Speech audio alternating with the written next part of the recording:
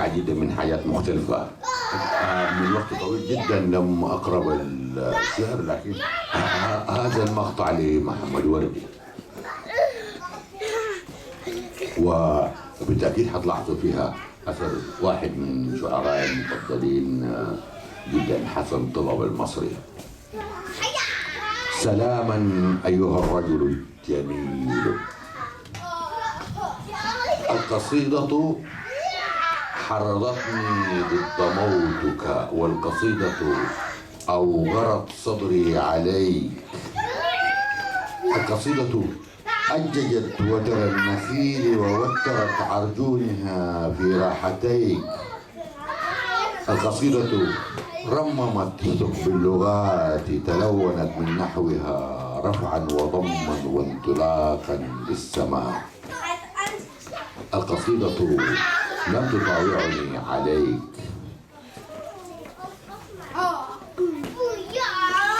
القصيدة لم تطاوعني عليك. أكمل غناءك يا فتى، لا تنشغل إلا بشدوك، فالموت لا يرقى ولا يجرؤ عليك.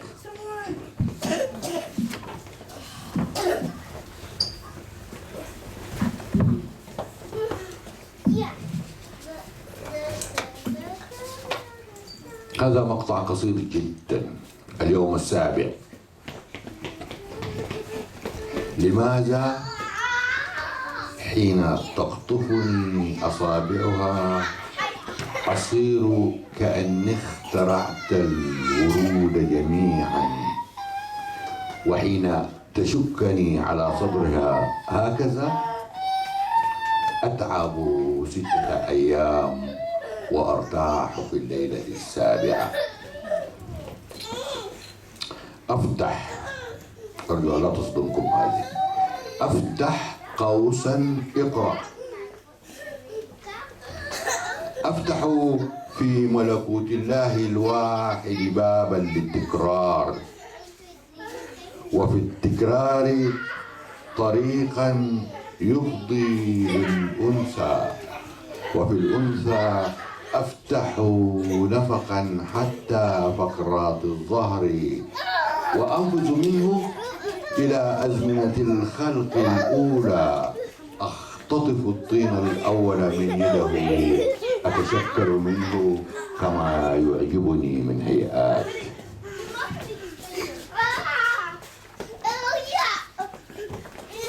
تذكر شعير بالمناسبة المقاطع دي مكتوبة كده وأنا أرسم أيضا. برضو هذه من هواياتي التي أرعاها وحدي، وما طبعا لا أفكر أن أطلع عليها أحد. من ليس من حجر يكون على الصدى إيقاعه، ومن يعادي كائنات البحر ينتخب المكيدة ضدها، ويؤلب المرساة ضد الأرصفة، يؤلب المرساة ضد الأرصفة، ويحرر القنديل من أرق السنين الموحشة، يطفو على صخب الضياء ويسير نحو القطب منتشيا. ستشق دربك في مرايا الانتظار، وتعود منتكسا لإقليم البهار، تقيم مملكة السكارى الهائمين الساهرين العاشقين الشاعرين، وتنصب الأنثى أميرة كل شيء للأبد. ومقطع أخير.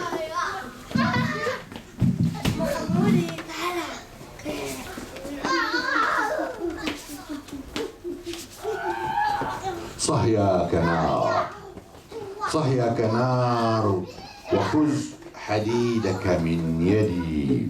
صهيا كنار، واخمد حروبك في دمي. سينقضي هذا المساء، سينقضي هذا المساء، وتراوح الروح الحبيسة في مدار الحلم أو خط استواء الأغنيات.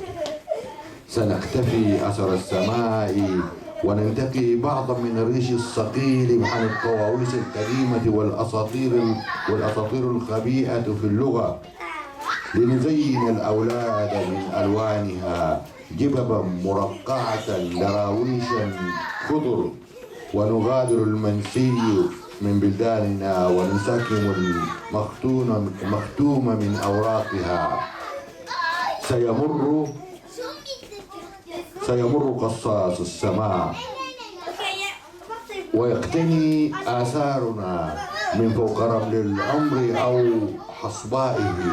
سيضيع منا ما أضعنا سابقا، ويفيض منا ما ألفنا من معاني الكون، تندلع الوساوس والحجاز. شكرا جزيلا.